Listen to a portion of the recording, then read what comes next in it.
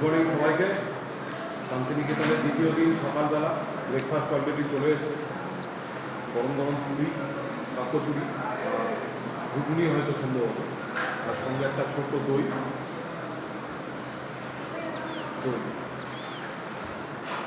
খাওয়া শুরু করা যায়।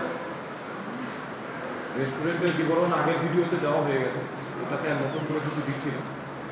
রেস্টুরেন্টের ধারে পুরো চারদিকে কাচের জানালা করা আছে। পেছনটাতেই ওই যে দেখা যাচ্ছে কোপাই নদী।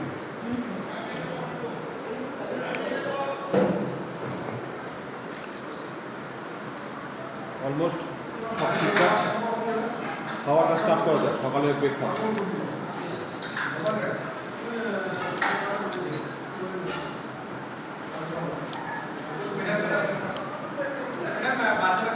খাবার কোয়ালিটি নিয়ে বলতে হবে না, একদম এক নম্বর। অলরেডি কালকার থেকে পড়ছে।